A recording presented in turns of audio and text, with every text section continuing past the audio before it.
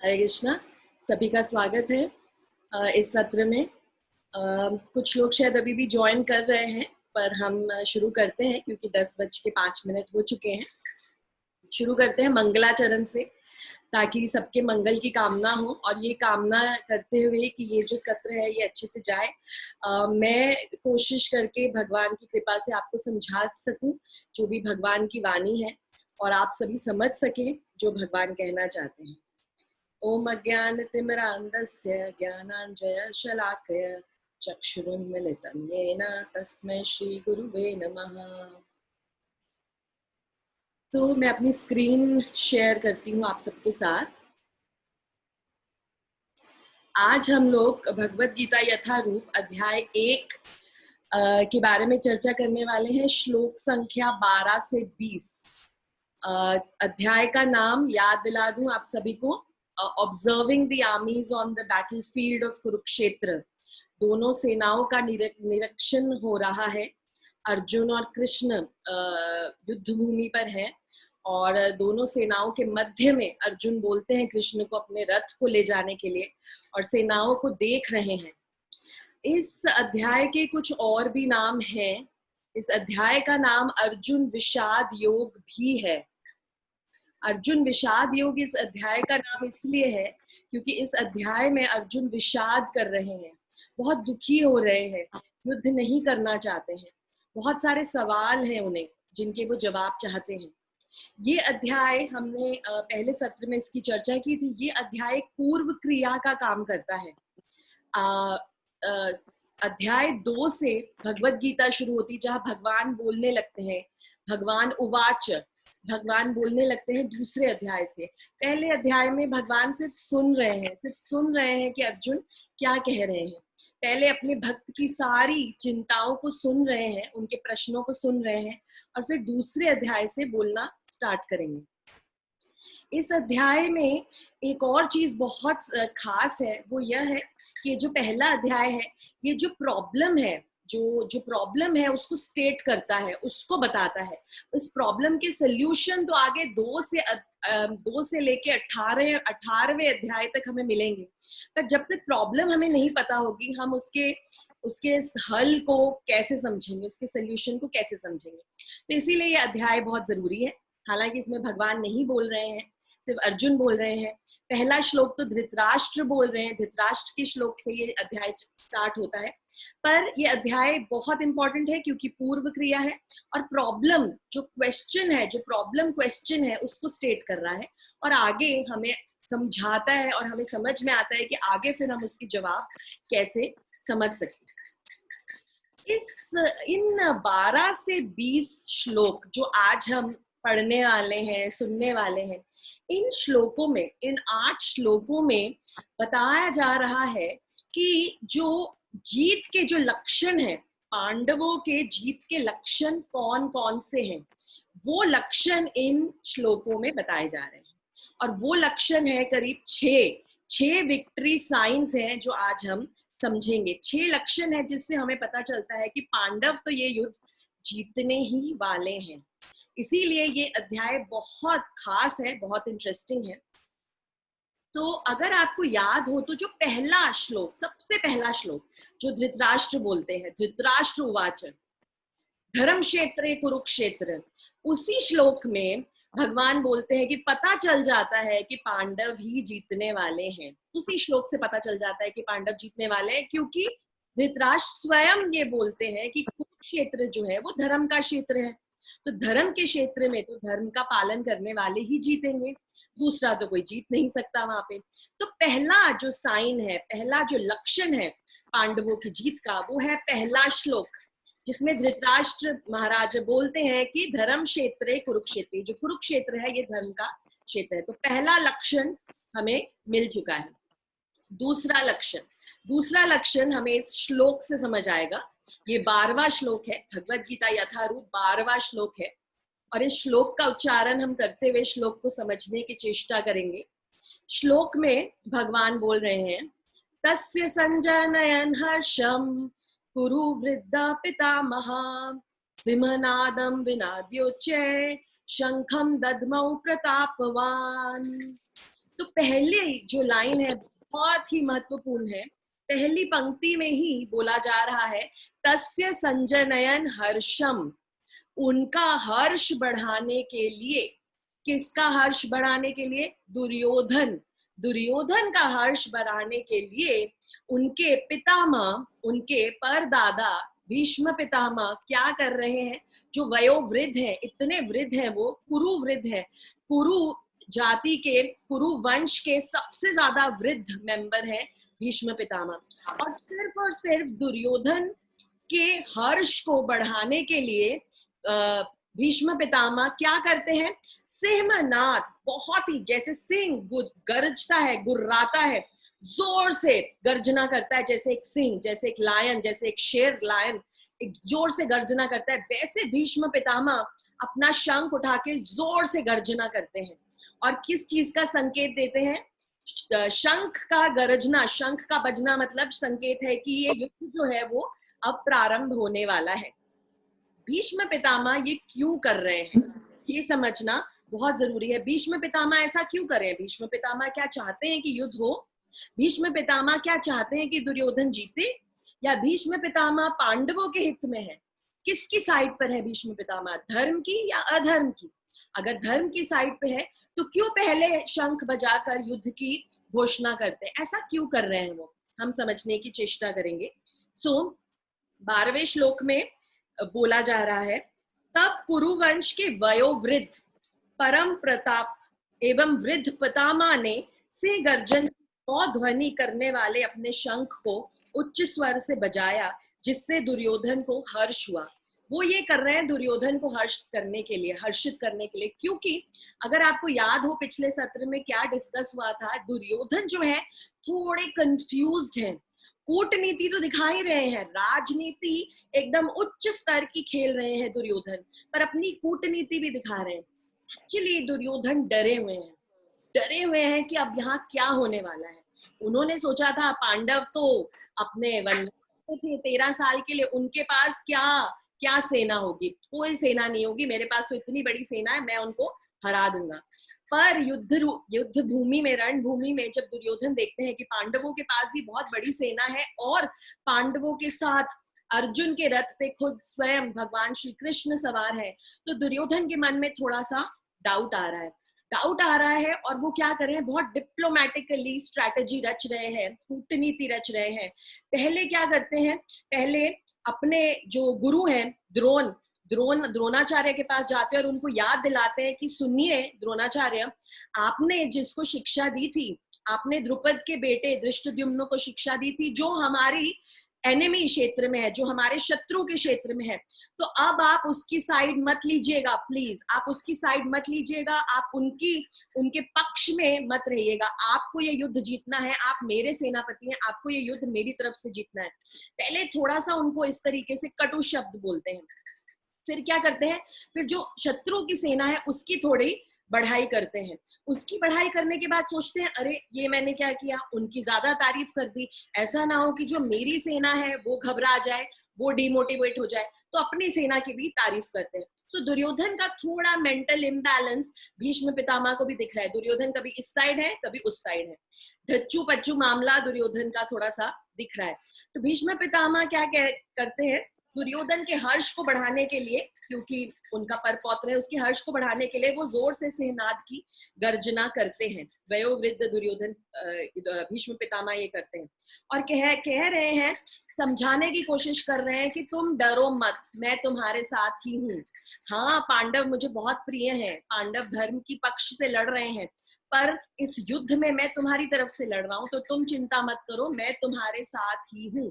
शंख की गर्जना से दुर्योधन को ये समझाने की वो कोशिश कर रहे हैं।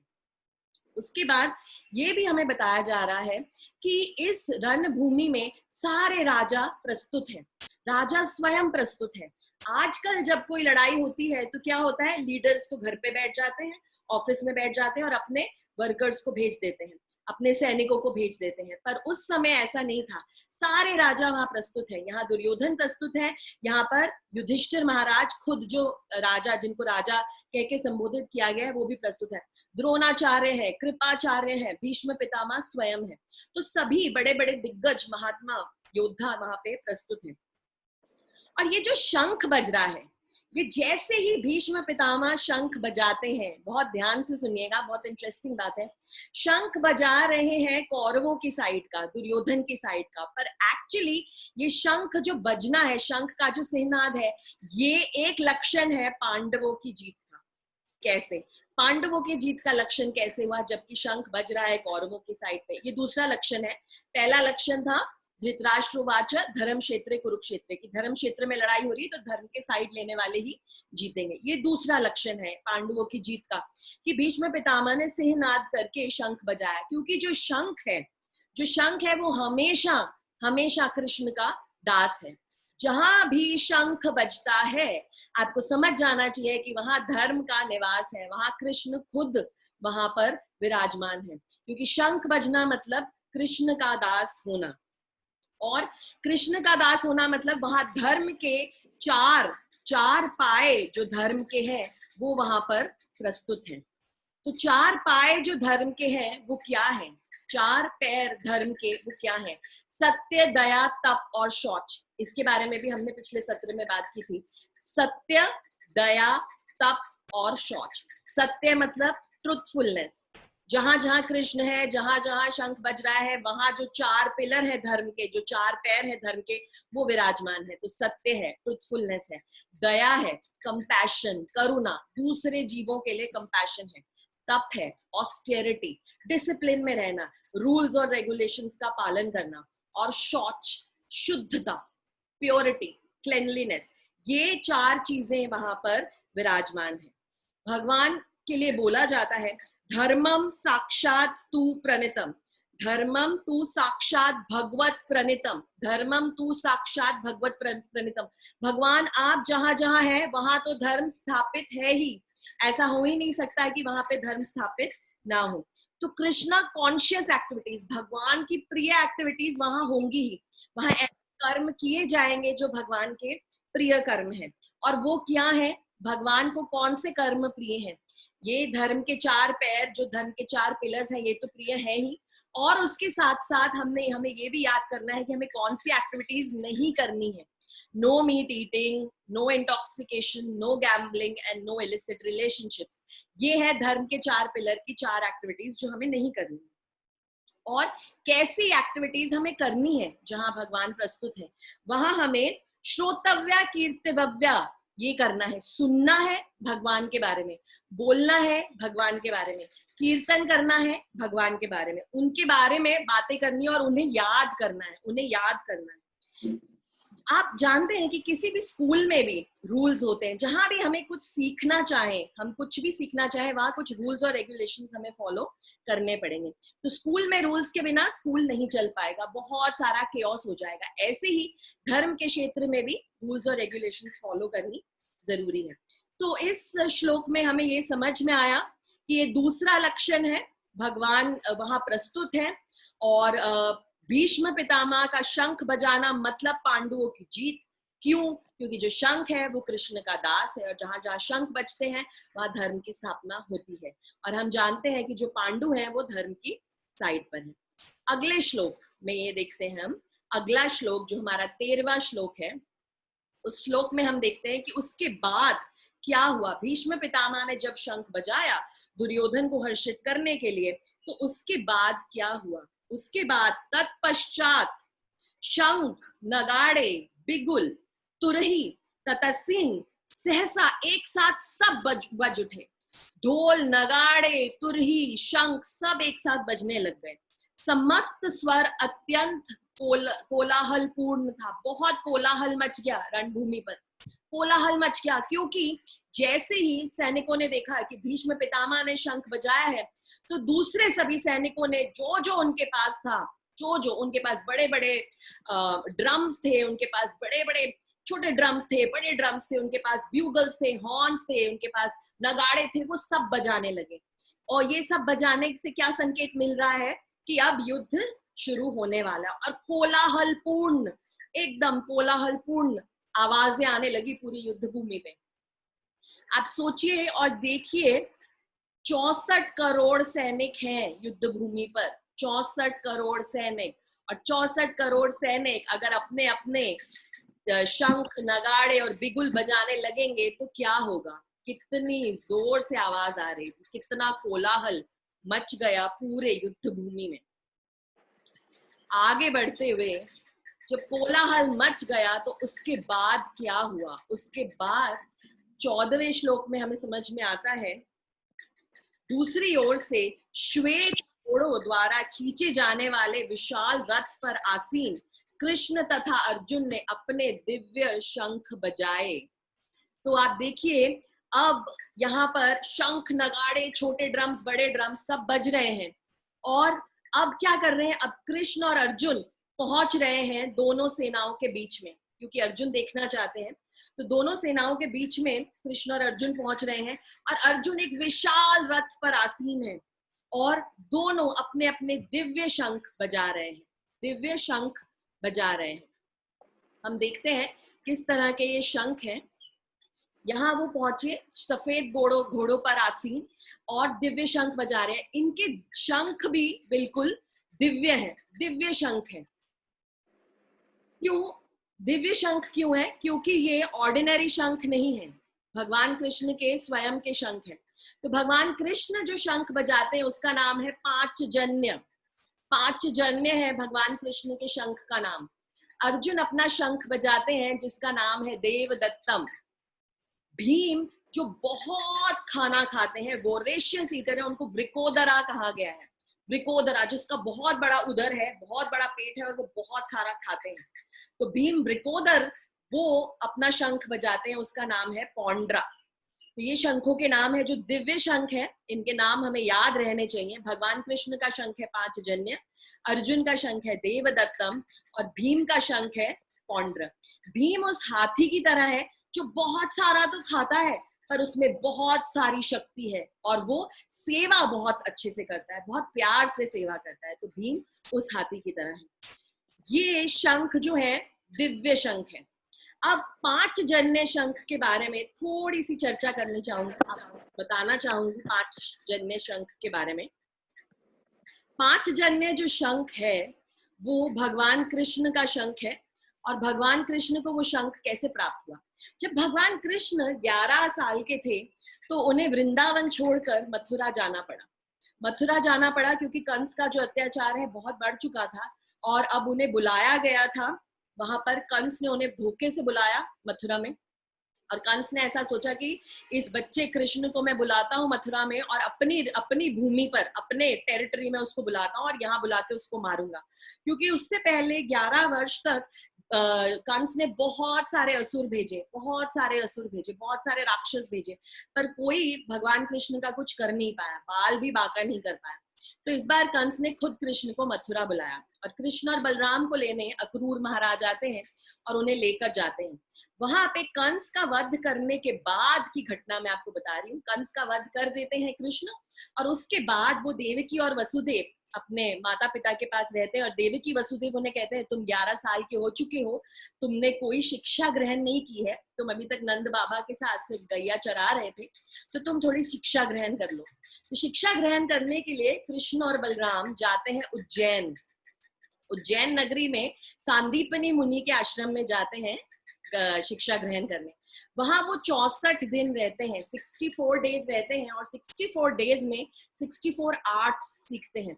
64 तरीके के शास्त्रों की वो जो है अध्ययन करते हैं, शास्त्र का अध्ययन करते ही और बहुत सारा प्रैक्टिकल नॉलेज भी गेन करते हैं। अलग अलग आर्ट्स सीखते हैं कृष्ण बलराम सांदीपनी मुनि के आश्रम में। जब 64 डेज के बाद जब उनका अध्ययन समाप्त हो जाता है तो वो अपने गुरुजी को प्रणाम करते हैं, सांदीपनी मुनि को, और उनसे कहते हैं कि गुरुजी हम आपको क्या गुरु दक्षिणा दें, कुछ गुरु दक्षिणा तो हम आपको देना चाहते हैं। तो सांदीपनी मुनि ऐसा बताते हैं कृष्ण बलराम को, अगर आपको मुझे गुरु दक्षिणा देनी है तो आप मेरे पुत्र का नाम है पुनर्दत्त, आप मेरे पुत्र को वापस ले आओ। उसे एक असुर ले गया है अपने साथ मेरे पुत्र पुनर्दत्त को असुर ले गया है। और प्रभास क्षेत्र में, प्रभास क्षेत्र जो कि द्वारका के पास है, प्रभास क्षेत्र में एक बहुत बड़ा समुद्र है और मैंने सुना है कि वहां मेरे पुत्र को ले गया है, मैं उससे वापस नहीं ला पाया। आप प्लीज ये काम कीजिए, मेरे पुत्र पुनर्दत्त को वापस ले आइए। कृष्ण बलराम गुरु दक्षिणा देने के लिए जाते हैं, प्रभास क्षेत्र जाते हैं और वहां जो बड़ा विशालकाय जो समुद्र होता है वहां जाते हैं।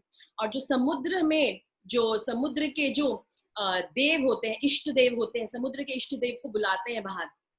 समुद्र के देवता बाहर आते हैं, वरुण देव बाहर आते हैं और उनसे कहते हैं कि हमारे गुरु जो है सांदीपनि मुनि, उनका जो पुत्र है वो यहाँ लाया गया, आप उसे हमें वापस कर दीजिए।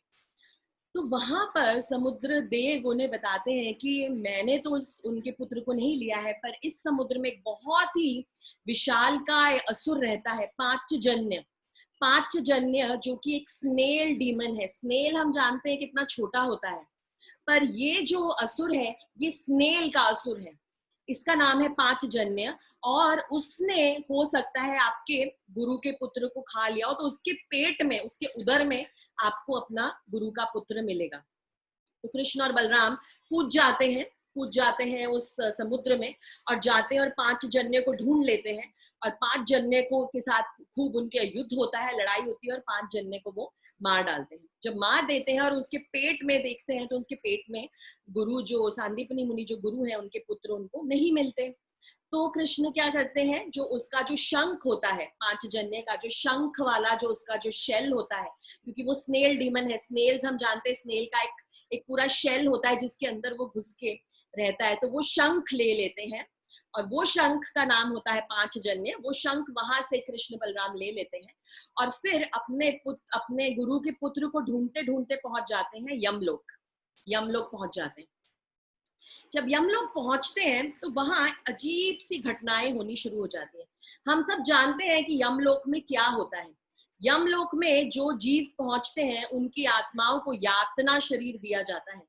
यातना शरीर दिया जाता है जिससे अलग अलग तरीके की यातनाएं उन्हें सहनी पड़ती हैं, क्योंकि अपना जो भौतिक शरीर है वो तो इस भौतिक दुनिया में छोड़ के वो जा चुके होते हैं। तो उन आत्माओं को, उन जीवों को यातना शरीर दिया जाता है और उन्हें तरह तरह की यातनाएं दी जाती हैं यमलोक में, उन्हें पनिशमेंट दी जाती है।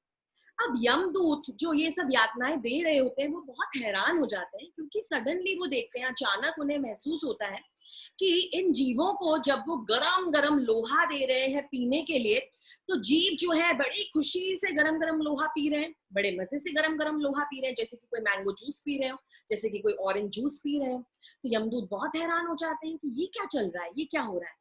जैसे ही उनको वो गरम गरम रेत में फेंकते हैं, उनके यातना शरीर को गरम गरम रेत पे चलने के लिए कहते हैं, तो ये जो जीव है ये तो आराम से चलने लगते हैं उस गरम रेत के ऊपर, जैसे कि फूलों के ऊपर, गुलाब के फूलों के ऊपर चल रहे हैं।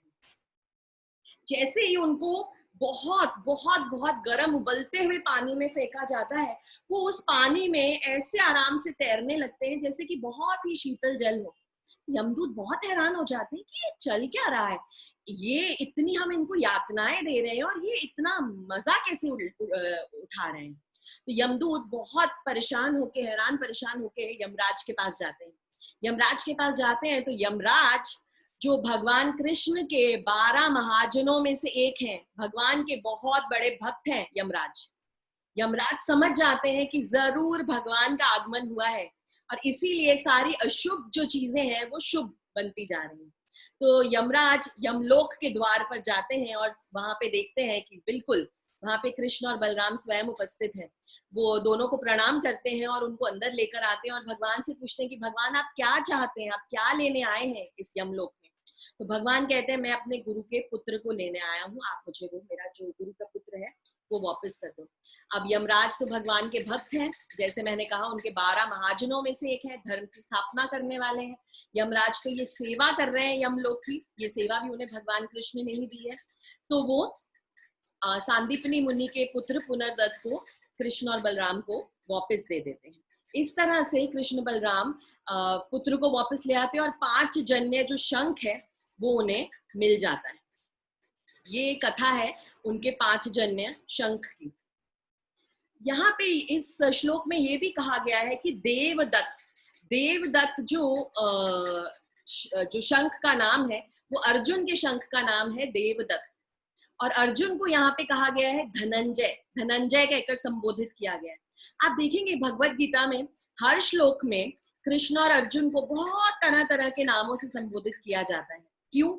उस लीला के हिसाब से उन्हें अलग अलग नामों से संबोधित किया जाता है।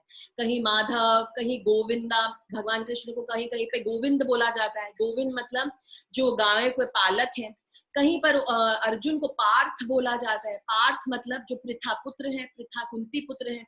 कहीं पर उन्हें धनंजय बोला जा रहा है। धनंजय का अर्थ है बहुत सारा धन अर्जित करने वाले।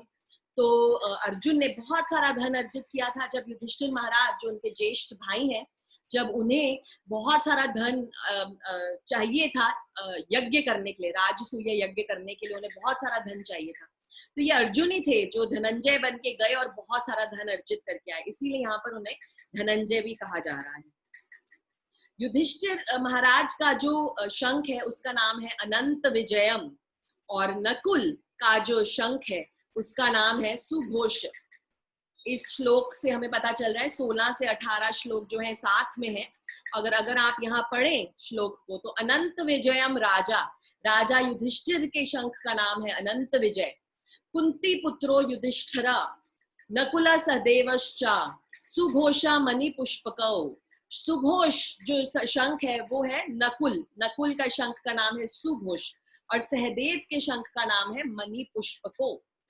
ये यहाँ पर उन सब के शंख के नाम दिए जा रहे हैं और सब अपना अपना शंख अब जोर से बजा रहे हैं। युधिष्ठिर महाराज ने भी अपना शंख बजाया, अर्जुन ने अपना शंख बजाया, नकुल, सहदेव सब ने अपना अपना शंख बजाया, क्योंकि जैसे ही भीष्म पितामह ने शंख बजाकर युद्ध की आवाहन किया, वैसे ही अब पांडवों ने भी अपने शंख बजाए।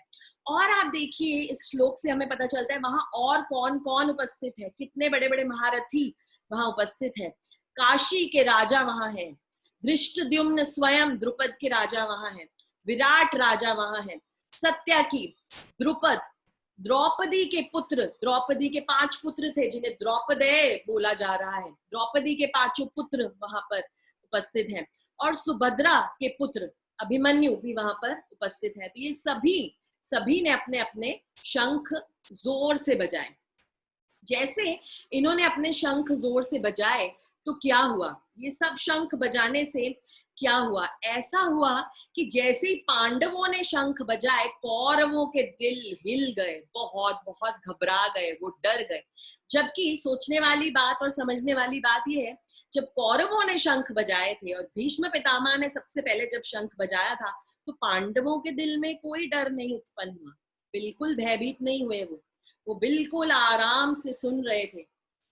और जबकि भीष्म पितामह जो है वो सबसे बड़े योद्धा हैं, पर उनका शंख सुनने के बावजूद कौरवों की तरफ से भीष्म पितामह का शंख सुनने के बावजूद पांडवों को कुछ नहीं हुआ। पर जैसे ही पांडवों ने अपने अपने शंख बजाने शुरू किए, कौरवों के जो दिल है वो दहल गए। यहाँ पे बोला जा रहा है धार्तराष्ट्र नाम हृदयानि वैदरात, उनके जो हृदय है वो एकदम एकदम पैल्पिटेशंस होने लगे उनके हृदय में। और ये जो शंखों का जो कोलाहल है ये सिर्फ पृथ्वी पे नहीं, सिर्फ पूरी पृथ्वी, पूरे ब्रह्मांड में पूरा कोलाहल पूर्वक जो शंख का जो सिंहनाद था वो पूरे ब्रह्मांड में जोर जोर से सुनाई देने लगा और सभी बहुत ज्यादा डर गए। आगे देखते हैं क्या होता है। आगे 19वें श्लोक में हमें समझ में आता है कि इन श्लोकों के बजने से जो सब डर रहे हैं उससे आगे की तरफ युद्ध बढ़ रहा है। जब युद्ध बढ़ रहा है तो यहाँ समझ में आ रहा है कि पांडव क्यों डर नहीं रहे हैं। पांडव इसीलिए नहीं डर रहे हैं क्योंकि उन्होंने कृष्ण का आश्रय लिया हुआ है। ये है एक और लक्षण पांडवों की जीत का। पहला लक्षण पांडवों की जीत का मैं फिर से रिवाइज कर देती हूँ। पहला लक्षण धृतराष्ट्रवाच धर्म क्षेत्र कुरुक्षेत्र, मतलब कुरुक्षेत्र जो है धर्म क्षेत्र है तो धर्म का पक्ष लेने वालों की ही जीत होगी। जो दूसरा लक्षण था वो था भीष्म पितामह का शंखनाद। शंखनाद भीष्म पितामह ने किया, पर क्योंकि वो शंख था जो कि कृष्ण का दास है तो हम समझते हैं कि कृष्ण के जो सही में दास हैं, जो असली दास है पांडवों, उनकी ही जीत होगी। जो तीसरा लक्षण था वो था अर्जुन का रथ, जिस रथ पे सवार होकर वो आए थे, सफेद घोड़ों पर आसीन महान विशालकाय रथ। वो रथ ही एक ऐसा लक्षण था जिससे समझ में आ गया कि अर्जुन की ही जीत होने वाली है। पर ऐसा क्यों? क्योंकि ये जो रथ है ये अर्जुन को अग्निदेव ने स्वयं दिया था। अग्निदेव ने स्वयं ये गिफ्ट, ये रथ अर्जुन को दिया था। और अग्निदेव का जो ये रथ था उसकी खास बात ये थी कि वो 10 दिशाओं में जा सकता था। 10 दिशाएं हैं, हमें स्कूल में पढ़ाया जाता है कि 4 ही दिशाएं हैं, पर 10 दिशाएं हैं। अगर हम ऊपर और नीचे को भी काउंट करें तो टोटल 10 दिशाएं हैं। और ये अग्निदेव का जो रथ है, जो श्वेत घोड़ों से चलाया जाता था रथ, ये जो अर्जुन के पास रथ था, ये किसी भी दिशा में जा सकता था। और जो दूसरे सैनिक हैं वो हमेशा कंफ्यूज हो जाते थे, बहुत विचलित हो जाते थे, क्योंकि उन्हें समझ में नहीं आता था कि रथ जा किस डायरेक्शन में रहा है। क्योंकि ऐसा लगता था कि रथ 10 दिशाओं में एक साथ जा रहा है, तो सारे सैनिक एकदम विचलित हो जाते थे। तो ये भी एक लक्षण हुआ पांडवों की जीत का। और आगे इसी श्लोक में बोला गया है माधव, कृष्ण को बोला गया है माधव। यहाँ माधव का अर्थ है जो लक्ष्मीपति है, जिनकी पत्नी लक्ष्मी है, लक्ष्मी के हस्बैंड को बोला जाता है माधव। तो यहाँ पे माधव इसलिए बोला जा रहा है क्योंकि हमें समझाया जा रहा है कि कृष्ण जिस रथ पर सवार है, कृष्ण कौन है? लक्ष्मी के पति। तो लक्ष्मी के पति हैं तो जीत तो उनकी ही होगी, और तो किसी की जीत हो नहीं सकती। तो ये भी एक लक्षण है पांडवों की जीत का। तो इसीलिए हमें समझ में आ रहा है धीरे धीरे पहले ही अध्याय में कि जीत तो पांडवों की ही होने वाली है। और अगर मैं यहाँ पर एक छोटी सी चीज आपको बताना चाहूं, तो जब युद्ध की घोषणा हुई थी, जब समझ में आया था कि अब तो युद्ध होके ही रहेगा, क्योंकि कौरवों ने बिल्कुल कुछ भी पांडवों को देने से मना कर दिया था। भगवान कृष्ण स्वयं दुर्योधन के पास गए थे और उन्होंने उनसे कहा था कि सिर्फ 5 गांव दे दो। 5 पांडव हैं, 5 पांडव को सिर्फ 5 गांव दे दो और वो सुखी अपना जीवन व्यतीत करेंगे। दुर्योधन ने तब कृष्ण भगवान को कहा था कि 5 गांव तो क्या, मैं सुई की नोक जितना एरिया, जितनी जमीन भी इन पांडवों को नहीं देना चाहता। और तब ये निश्चित हुआ था कि अब तो कुरुक्षेत्र का युद्ध होके ही रहेगा, ये युद्ध होके ही रहेगा पांडवों और कौरवों के बीच में। तो जब ये युद्ध निश्चित हुआ तो भगवान कृष्ण एक दिन सुबह के समय सो रहे थे और वहां अर्जुन और दुर्योधन दोनों पहुंचते हैं उनके पास, क्योंकि अब दोनों को उनकी सहायता की जरूरत है। निश्चित तो हो गया है युद्ध, तो दोनों उनकी सहायता के लिए जाते हैं। अर्जुन जो है, क्योंकि भगवान कृष्ण सो रहे होते हैं, तो अर्जुन जाकर भगवान के पैरों के पास जाकर, चरणों के पास जाकर बैठ जाते हैं, उनके चरणों को सहलाने लगते हैं। और दुर्योधन जो है वो जाकर कृष्ण के सिर के पास, उनके सिर के पास जाकर बैठ जाते हैं। तो जब कृष्ण की आंख खुलती है तो उनकी आंख सबसे पहले अपने पैरों के पास बैठे हुए अर्जुन के पास जाती है। तो वो कहते हैं कि अर्जुन, क्योंकि मैंने तुम्हें पहले देखा तो तुम मांगो, तुम क्या मांगने आए हो। तो दुर्योधन बहुत घबरा जाते हैं, क्योंकि दुर्योधन को ऐसे लगता है कि अब अर्जुन तो कृष्ण की पूरी सेना मांग लेंगे और फिर तो पांडवों की ही निश्चित ही जीत होगी। तो दुर्योधन बहुत ज्यादा घबरा जाते हैं और कहते हैं कि नहीं नहीं, पहले मैं आया था तो पहले मैं मांगूंगा। तो भगवान कहते हैं पहले कोई भी आया हो, पर मेरी नजर पहले अर्जुन पे पड़ी, तो अर्जुन तुम मांगो, तुम क्या मांगोगे। तो अर्जुन क्या मांगते हैं भगवान कृष्ण से? अर्जुन मांगते हैं कि भगवान आप सिर्फ मेरा साथ दीजिएगा, आप मेरे साथ रहिएगा युद्ध में। भगवान कृष्ण बोलते हैं मैं तुम्हारा साथ दूंगा, पर मैं इस युद्ध में लड़ूंगा नहीं, क्योंकि कौरव और पांडव दोनों के बीच में मैं किसी भी एक पक्ष से लड़ूंगा नहीं, पर मैं तुम्हारे साथ रहूंगा और तुम्हारे साथ रहने के लिए मैं तुम्हारा सारथी बन जाऊंगा। और वहीं पर जब दुर्योधन से पूछा जाता है कि दुर्योधन तुम्हें क्या चाहिए, तो दुर्योधन क्या मांगते हैं उनसे? उनकी नारायणी सेना, उनकी बहुत बड़ी सेना उनसे मांग लेते हैं। तो क्योंकि अर्जुन ने भगवान का आश्रय लिया, यहाँ देख सकते हैं आप कि भगवान का आश्रय लेना कितना जरूरी है। उन्होंने भगवान का आश्रय लिया तो जीत तो उनकी ही निश्चित थी। भगवान का आश्रय लेने से जीत हमारी निश्चित है, चाहे समय थोड़ा सा लग जाए पर जीत हमारी ही होगी। तो ये भी एक लक्षण है कि पांडव ही इस युद्ध को जीतने वाले हैं। आगे बढ़ते हुए हम यहाँ पर इस श्लोक को पढ़ें, 20वें श्लोक को हम पढ़ते हैं। 20वें श्लोक में बताया जा रहा है, 20वें श्लोक में बोल रहे हैं, उस समय हनुमान से अंकित ध्वजा, हनुमान जी से अंकित ध्वजा लगे रथ पर आसीन पांडुपुत्र अर्जुन अपना धनुष उठाकर तीर चलाने के लिए उद्यत हुए। हे राजन, धृतराष्ट्र के पुत्रों को व्यूह में खड़ा देखकर अर्जुन ने श्री कृष्ण से ये वचन कहे। अब क्या हुआ, इन विभिन्न शंखों से कोलाहल पूर्ण ध्वनि आने लगी। आकाश तथा पृथ्वी बिल्कुल शब्दायमन होते हुए धृतराष्ट्र के जो पुत्र हैं, उनके जो हृदय हैं, उनके हृदय को विदीर्ण कर दिया है शंखनाद ने। और अब अर्जुन तैयार है, अर्जुन तैयार है। और अर्जुन का जो रथ है वो अग्निदेव ने दिया है। अर्जुन का जो रथ है वो श्वेत घोड़े उसको हाँक रहे हैं। और यहाँ एक और बहुत सुंदर बात हमें समझ में आ रही है कि अर्जुन का जो रथ है, उस रथ पे जो ध्वजा है, उस ध्वजा पे हनुमान, हनुमान बजरंग बली हनुमान, राम, श्री राम के सबसे बड़े भक्त खुद विराजमान है। ध्वजा का एक बहुत बड़ा महत्व है। जब भी कोई युद्ध होता है तो हम देखते हैं कि दोनों साइड, दोनों पक्षों के की ध्वजा होती है, उनके अपने अपने फ्लैग्स होते हैं।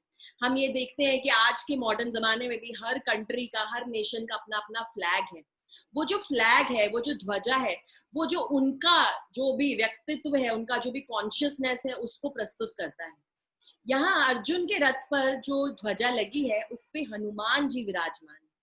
अब ये सवाल आता है कि हनुमान जी क्यों, हनुमान जी यहाँ क्या कर रहे हैं? हनुमान जी तो रामायण में थे, हनुमान जी ने तो श्री राम की रक्षा करी, श्री राम के बहुत बड़े सेवक हैं, सबसे बड़े सेवक हैं। उन्होंने तो रावण के प्रति जब युद्ध हुआ तब श्री राम की सहायता की। तो यहाँ कृष्ण और अर्जुन के बीच में हनुमान जी क्या कर रहे हैं? तो इसके साथ एक छोटा सा वक्तव्य आपको बताना चाहूंगी जो बहुत आनंद देने वाला है। हनुमान जी श्री राम के बहुत बड़े भक्त हैं और हमें समझ में आना बहुत जरूरी है कि राम, श्री राम और कृष्ण में, श्री कृष्ण में कोई अंतर नहीं है। श्री राम जो है वो श्री कृष्ण के ही इनकारनेशन है, उन्हीं के एक अंश हैं। तो ये कपी ध्वज मतलब ध्वजा पर जो कपी हैं, जो हनुमान जी हैं, वो कैसे आए? हनुमान जी जो भगवान श्री राम के बहुत बड़े भक्त हैं, वो एक बारी सो रहे हैं हिमालय पर्वत के पास, वहां पर वो विश्राम कर रहे थे क्योंकि रावण के साथ युद्ध हो चुका है। हनुमान जी अभी इस भूमंडल पे ही हैं, इस धरती पर ही हैं और थोड़े वृद्ध हो चुके हैं और थक कर वो वहां पर सोए हुए थे। दो वृतांत हैं, मैं आपको बताना चाहूंगी। पहले वृतांत में ऐसा होता है कि जो अर्जुन है वो समझ नहीं पाते कि क्यों भगवान श्री राम को क्यों ये वानरों से सहायता लेनी पड़ी। वो तो भगवान थे खुद, श्री राम श्री कृष्ण के अंश थे, तो उन्हें वानरों की सेना की सेवा क्यों लेनी पड़ी? ऐसा अर्जुन पूछना चाहते थे, समझना चाहते थे। तो अर्जुन जब एक बारी हनुमान जी को मिलते हैं तो उनसे पूछते हैं कि क्यों आपकी सेवा क्यों ली भगवान श्री राम ने? उनके पास तो बहुत बल था, वो तो अकेले ही रावण को हरा सकते थे, तो आपकी सेवा क्यों ली? तो हनुमान जी बोलते हैं उनकी कृपा थी कि उन्होंने हम वानरों को सेवा का मौका दिया। तो अर्जुन पूछते हैं कि आपकी सेवा लेने की क्या जरूरत थी वो सेतु बंद बनाने के लिए? वो सेतु बंद तो भगवान श्री राम अपने आप बना सकते थे। जब मैं खुद बना सकता हूँ वो सेतु, तो श्री राम क्या खुद नहीं बना सकते थे? तो हनुमान जी बोलते हैं कि हाँ बना सकते थे, तो आप भी बना सकते हैं अपने आप सेतु बंद। वो बोलते हैं हाँ, मैं तीर चलाता हूँ और पास में एक छोटा सा तालाब था और अर्जुन बोलते हैं कि मैं अभी एक तीर चलाता हूँ और देखना मैं इन तीरों से कैसे इस तालाब के ऊपर एक सेतु बना देता हूँ। तो अर्जुन अपने तीर चलाते हैं और वहां कुछ फूलों से वो सेतु बंद बना लेते हैं। सेतु बंद बनाने के बाद देखते हैं कि उस सेतु के नीचे जो तालाब है उसमें थोड़ा सा लाल रंग, ऐसा लगता है जैसे किसी का खून निकल रहा है। जब वो दौड़ के वहां जाते हैं तो वहां देखते हैं, अर्जुन ऐसा देखते हैं कि वहां श्री कृष्ण के शरीर में से ये रक्त निकल रहा है। और हनुमान जी जब वहां पहुंचते हैं तो देखते हैं कि श्री राम के जो शरीर है उससे ये रक्त निकल रहा है। तो दोनों समझ जाते हैं कि श्री राम और जो श्री कृष्ण है वो एक ही हैं, वो एक ही हैं। तो दोनों अपने अपने राम और कृष्ण को प्रणाम करते हैं और काफी अर्जुन को ऐसा प्रतीत होता है कि उन्होंने गलती की और वो माफी मांगते हैं। ये एक वृतांत हुआ। दूसरा एक वृतांत ये है कि जब पांडव वनवास में थे और वनों में विचरण कर रहे थे, जब उनके पास कोई राज्य नहीं था, जब कौरवों ने उन्हें युद्ध कीड़ा में हरा दिया था और वो लोग अपना बाहर वहां जाकर वनवास में थे, तो वहां पर द्रौपदी को सौगंधिका नाम के बहुत ही प्यारा पुष्प दिखता है। सौगंधिका नाम का बहुत सुंदर पुष्प दिखता है और द्रौपदी उस समय भीम को कहती है कि भीम, मुझे ये और पुष्प चाहिए, मुझे ये पुष्प चाहिए, ये बहुत सुंदर पुष्प है। तो भीम कहते हैं कि ठीक है, मैं ये पुष्प लेकर आता हूँ। तो भीम जाते हैं और जिस नदी में वो पुष्प होते हैं उस नदी में पीछा करते करते उस पुष्प को ढूंढने जाते हैं कि मैं और बहुत सारे पुष्प ले आऊं द्रौपदी के लिए। तो वो सीधा हिमालय की वादियों में पहुंच जाते हैं और वहां जाते हैं तो वहां उन्हें एक वानर जो है वो सोए हुए दिखते हैं, जो उनके रस्ते को ब्लॉक किया होता है और रस्ते में सोए होते हैं। तो भीम जाकर उन्हें उठाते हैं और बोलते हैं कि हे वानर देव, आप प्लीज यहाँ से जरा हटिए, मुझे आगे जाना है, मुझे आगे बढ़ना है, क्योंकि मैं ये पुष्प ढूंढ रहा हूँ। तो जो वानर है वो बोलते हैं कि मैं हिल नहीं सकता हूँ, मैं बहुत वृद्ध हूँ, आप प्लीज मुझे हटा थोड़ा सा हिला के इस साइड पे कर दीजिए। तो भीम कहते हैं कि ठीक है, इसमें क्या है, मैं इन्हें हिला देता हूँ। तो भीम कहते हैं कि मैं तो भी आपको कह रहा हूँ आप हिल जाए, क्योंकि मेरे अंदर बहुत शक्ति है, आप जानते नहीं मुझे, मैं वायुदेव का पुत्र हूँ और हनुमान जो है वो मेरे बड़े भाई हैं और मेरे अंदर बहुत शक्ति है। अगर मुझे गुस्सा आया और मैंने आपको जोर से धक्का मारा तो आप तो पता नहीं कहाँ जाके गिरेंगे, तो आप अपने आप हिल जाएं तो ज्यादा बेहतर होगा। तो हनुमान जी मुस्कुराते हैं, जो वो वानर है वो मुस्कुराते हैं, बोलते नहीं नहीं, आप ही मुझे हिला दीजिए। भीम अपनी पूरी ताकत लगा देते हैं उन्हें हिलाने की भीम पूरी ताकत लगा देते हैं, पर हनुमान जी को हिला नहीं पाते। उनकी पूंछ तक को उठाकर एक जगह से दूसरी जगह वो रख नहीं पाते। जब ऐसा होता है तो वो उनको प्रणाम करते हैं और उनसे पूछते हैं कि आप कौन हैं, हे देव आप कौन हैं जो इतने शक्तिशाली है, मैं आपकी पूंछ तक को हिला नहीं पाया। और तब हनुमान जी उन्हें बताते हैं कि मैं श्री राम का भक्त हूँ और मैं हनुमान हूँ। और उस समय भीम उनको प्रणाम करते हैं और उनसे माफी मांगते हैं और भीम उनसे आशीर्वाद मांगते हैं। और तब हनुमान जी ये आशीर्वाद उनको देते हैं, ये कहते हैं कि जब कुरुक्षेत्र में युद्ध होगा तो मैं तुम्हारा भाई जो है अर्जुन, उसके रथ पर मैं सवार हूंगा, उसके रथ पे मैं रहूंगा, उसकी रथ की ध्वजा पर मैं सवार रहूंगा।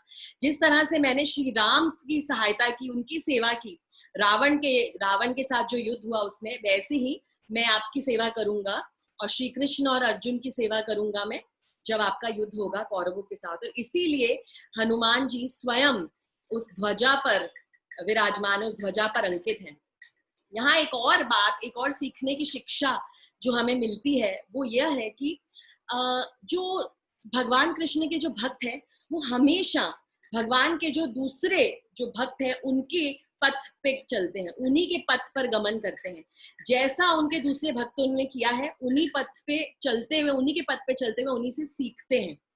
तो जैसे हनुमान जी ने श्री राम की सहायता की, वैसे ही यहाँ पर हनुमान जी सहायता कर रहे हैं अर्जुन की, क्योंकि वो कृष्ण के लिए लड़ रहे हैं, इसीलिए वो उनके ध्वजा पर अंकित है। तो जो पहले के महाजन हैं उनको हमेशा फॉलो करते हैं जो भी भगवान के भक्त हैं। इस हिसाब से हम यहाँ 20वें श्लोक पे आते हैं और आज के सत्र में हम 20वें श्लोक तक ही अध्ययन करेंगे। सो 12 से 20वें श्लोक तक हम आए। अब जो है नेक्स्ट सेशन से नेक्स्ट सेट ऑफ श्लोक शुरू होंगे, जहां नया टॉपिक और नई थीम शुरू होगी। यहाँ जो टॉपिक था वो ये था कि लक्षण, कौन से ऐसे लक्षण थे जिससे हमें पता चल रहा है कि पांडवों की ही जीत होगी। तो हमने 6 या 7 लक्षण ऐसे देखे। धृतराष्ट्र उवाच धर्म क्षेत्र कुरुक्षेत्र, क्योंकि ये कुरुक्षेत्र धर्म क्षेत्र है इसलिए पांडवों की जीत होगी। भीष्म पितामह का शंखनाद, शंख कौन है, भगवान कृष्ण के दास हैं, इसीलिए पांडवों की ही जीत होगी क्योंकि कृष्ण उनकी तरफ है। तीसरा लक्षण, जिस रथ पर खुद कृष्ण विराजमान है, जिस रथ पर, जो रथ अग्नि देवता ने दिया है, जो रथ श्वेत घोड़ों से हाका जा रहा है, वो रथ पे जो भी विराजमान है उसकी ही जीत होगी। फिर भगवान कृष्ण को माधव कहा गया, लक्ष्मी जी के पति कहा गया। लक्ष्मी जी वहां जहां विराजमान है वहां तो जीत निश्चित है। और फिर आगे हम देखते हैं कपिध्वज, जो ध्वजा है अर्जुन के रथ पर, उस पे अंकित है हनुमान जी खुद। हनुमान जी से जो सबसे बड़े भक्त हैं श्री राम के, जिन्होंने श्री राम को उस युद्ध में जिताया। तो इसीलिए इन सभी लक्षणों से समझ में आता है कि पांडवों की ही जीत होने वाली है। यहाँ समझने की बात ये भी है कि कृष्ण का आश्रय लेना कितना ज्यादा जरूरी है। ये समझना है हमें कि भगवान जिनकी तरफ है उनकी जीत तो निश्चित है, क्योंकि भगवान अपने भक्तों को कभी भी डिसअपॉइंट नहीं करते, कभी भी अपने भक्तों को पीछे नहीं होने देते। हम ये सोचते हैं कि भक्तों का काम है भगवान की भक्ति करना, भगवान की सेवा करना, भगवान की चरण धूलि को अपने सर पर धारण करना, भगवान के पैरों को साफ करना, भगवान के जो चरण का जो जो पानी है उसको पीना, हम ये सोचते हैं। पर भगवान क्या सोचते हैं, आपको ये जानकर बहुत आश्चर्य होगा। भगवान ये सब करना चाहते हैं अपने भक्तों के लिए। भगवान इतने ज्यादा भक्त वात्सल्य है, एक माँ की तरह। जैसे एक माँ जो हमेशा अपने बच्चे की सेवा करना चाहती है, वैसे ही भगवान चाहते हैं कि वो अपने भक्तों की सेवा करें। अगर मैं आपको एक छोटा सा वृतांत बताऊं तो सुदामा जो भगवान कृष्ण के जो सबसे प्रिय मित्र थे और बहुत बहुत गरीब थे, ब्राह्मण थे, बहुत गरीब थे।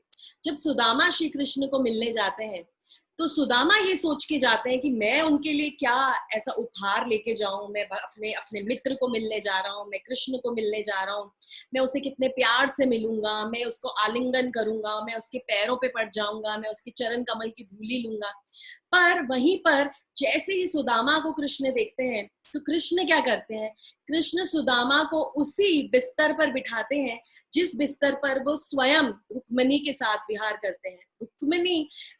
रुक्मिणी और कृष्ण का जो बिस्तर होता है उस पर सुदामा को बिठाते हैं और सुदामा के पैरों को साफ करते हैं। सुदामा बहुत दूर से चल के आए थे, सुदामा के पैरों को साफ करते हैं जल से और उसी जल का पान करते हैं भगवान कृष्ण से। आप सोचिए भगवान कृष्ण का आश्रय लेना कितनी बड़ी बात है। यहाँ जैसे ही सुदामा अपने घर से निकलते हैं भगवान कृष्ण से मिलने के लिए और इस उधेड़बुन में होते हैं कि मैं उन्हें क्या दूंगा, मैं तो दूसरे लोगों के घर से मांगा हुआ जो चावल है, टूटा हुआ जो चावल है वो लेके जा रहा हूँ, मैं उन्हें क्या दूंगा। और वहीं पे जैसे ही सुदामा अपने घर से निकलते हैं भगवान कृष्ण उनके घर को महल बना देते हैं, उनके घर को महल बना देते हैं। और जब सुदामा वापस आते हैं तो वो अपना घर ढूंढ नहीं पाते क्योंकि उनके घर की जगह पर महल होता है। भगवान कृष्ण इतने बड़े भक्तों के वात्सल्यता से पूर्ण है, इतना प्रेम करते हैं अपने भक्तों को। इसीलिए अर्जुन जो उनके सबसे बड़े भक्त और सबसे करीबी मित्र है, इसीलिए अर्जुन ने उनकी सेना नहीं मांगी युद्ध में। अर्जुन ने क्या मांगा, अर्जुन ने भगवान कृष्ण को स्वयं मांगा, क्योंकि अर्जुन जानते थे कि कृष्ण का आश्रय लेने से सब कुछ प्राप्त हो जाएगा। यही हमें समझना है, यही हमारे आचार्य हमें समझाते हैं कि भगवान कृष्ण अपने नाम, अपने गुण, अपने कर्मों, अपने भक्तों से अभिन्न है उनसे। और कलयुग में एक ही चीज का महत्व है जो भगवान कृष्ण ने स्वयं 500 साल पूर्व चैतन्य महाप्रभु के रूप में आकर हमें दिया है। और कलयुग का एक ही यज्ञ है और वो है भगवान का नाम लेना, भगवान के नामों का उच्चारण करना। और भगवान के नामों का उच्चारण हम कैसे करेंगे, बहुत और बहुत बहुत बहुत सरल तरीका है। हरे कृष्ण कृष्ण कृष्ण हरे हरे, हरे राम राम राम हरे हरे। सिर्फ इसी तरह से हमें भगवान के नामों का उच्चारण लेना और हम भगवान का आश्रय प्राप्त कर सकते हैं। कलयुग में हम जैसे बद्ध जीवों के लिए भगवान ने इतना सरल तरीका दिया है। तो मेरी आप सबसे विनती है कि भगवत गीता सुनने का, समझने का एक ही हमारा लक्ष्य है और वो है भगवत प्राप्ति। हम भगवान को समझ सकें ताकि हम भगवान को प्राप्त कर सकें, वो ही हमारा लक्ष्य है, हमारे जीवन का लक्ष्य वही है। और भगवान को प्राप्त करने के लिए भगवान स्वयं आगे के अध्यायों में, 8वें अध्याय में भगवान स्वयं बोलेंगे मुझे प्राप्त करने का एक बहुत सरल तरीका है, मेरा नाम लो, मेरे नाम का जप करो, सिर्फ मेरे नाम का जप करो और तुम मुझे पालो। अभी next week world holy name week festival है जो पूरे विश्व में मनाया जाने वाला है। World holy name week festival, उसका मैसेज भी हमने ग्रुप पे डाला है। उसमें हमें सिर्फ और सिर्फ भगवान के नामों का उच्चारण करना है और हमें तो उच्चारण रोज करना ही है। हमें एक जीवों पर दया करनी है, दूसरे जीवों पर दया करनी है। क्योंकि हम इतने भाग्यवान हैं कि हम ये जान पा रहे हैं कि भगवान कौन है, भगवान की महिमा क्या है, भगवान के नाम की महिमा क्या है। तो हमें एक दया दूसरे जीवों पर करनी है, भगवान के भक्त होने के नाते, कि दूसरे जीवों में भी भगवान के नाम को हम इंट्रोड्यूस करें, उन्हें बताएं भगवान के नाम के बारे में। और उसके लिए हम क्या कैंपेन कर रहे हैं? हम ये कैंपेन कर रहे हैं कि आप किसी भी और जीव से, चाहे वो आपके घर पे काम करने वाला आपका कुक हो, आपका महाराज हो, चाहे वो आपके घर पे काम करने वाली झाड़ू पोछा करने वाली हो, चाहे वो आपके बिल्डिंग में कोई स्वीपर हो, चाहे सड़क पर कोई सब्जी वाला हो, फ्रूट वाला हो, चाहे आपका ग्रोसर हो, चाहे आपका दूध वाला हो, और जितने भी आपके लोग हैं, फैमिली मेंबर्स हैं, भाई बहन, बच्चे, दादा दादी, नाना नानी, चाचा चाची, मामा मामी, जितने भी आपके मित्र हैं, सखा सखी, सबको सिर्फ और सिर्फ ये करवाना है कि भगवान का नाम एक बार लीजिए, सिर्फ ये बोलना है और उनका वीडियो निकालना है और वो वीडियो निकाल के हमें भेजिए। मैं आपसे विनती करती हूँ, आप नहीं जानते कि आप कितनी बड़ी दया करेंगे जीवों पे अगर आपके भगवान का नाम देंगे। और बाकी की बहुत सारा प्रजल्प तो हम सब कर लेते हैं, पिक्चरों के बारे में, कपड़ों के बारे में, मेकअप के बारे में, राजनीति के बारे में, सुशांत सिंह के बारे में, रिया चक्रवर्ती के बारे में, सबके बारे में हम काफी सारा प्रजल्प अपने आप कर लेते हैं। सिर्फ एक 15 सेकंड्स 15 सेकंड्स का वीडियो हमें बनाना है, जिसमें हमें अपने जानकार पर्सन को सिर्फ इतना बोलना है कि आप ये बोलें, अपना नाम बोलें, मैं हूँ, मेरा नाम, और मैं अहमदाबाद से हूँ या जिस भी शहर से हूँ, जिस भी शहर से हूँ, और मैं ये मंत्र का जप करने जा रहा हूं या करने जा रही हूँ सिर्फ विश्व शांति और प्रेम के लिए, और इस मंत्र का उच्चारण करना है। आप समझिए, जिसने कभी भगवान का नाम नहीं लिया, सिर्फ हरे कृष्णा बोलने से उसकी भक्ति सुकृति को आप बढ़ा रहे हैं। और जैसे ही आप उसकी भक्ति सुकृति को बढ़ा रहे हैं, भगवान के भक्त बना रहे हैं, तो भगवान आपसे कितने प्रसन्न होंगे। भगवान बहुत प्रसन्न होते हैं अगर आप उनके भक्तों की सेवा करें। तो आपको ये इतना सा कार्य करना है, सिर्फ भगवान का नाम खुद भी लेना है और दूसरों को भी बोलना है लेने के लिए, 15 सेकंड का वीडियो बनाना है और वो भेजना है। कृपा करके ये कीजिएगा, और धीरे धीरे जैसे जैसे भगवत गीता आगे पढ़ते जाएंगे आपको समझ में आएगा कि कितनी बड़ी सुकृति आप प्रदान करने वाले हैं दूसरे लोग। ओके, सो 12 से 20 श्लोक आज हमने किए। आज हम यहीं पर इस सत्र को विराम देते हैं। और जो ये 12 से 20 श्लोक थे, ये बता रहे थे कि युद्ध में लक्षण कौन से हैं जिससे हमें ये पता चलता है कि पांडव जीतने वाले। ठीक है, तो अगर किसी को कोई प्रश्न हो तो जरूर पूछ सकते हैं। कोई भी प्रश्न हो तो पूछ लीजिए। अपने आप को अनम्यूट कर दीजिएगा।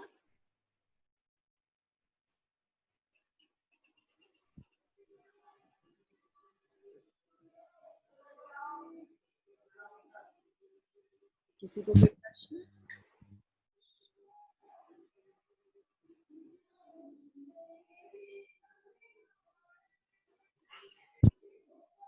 ठीक है, अगर किसी को कोई प्रश्न नहीं है तो हम इस सत्र को यहाँ विराम देते हैं। जरूर जरूर जरूर भगवान के नाम का उच्चारण दूसरे लोगों से भी करवाइएगा और आप भी कीजिएगा। भगवान का नाम लीजिए।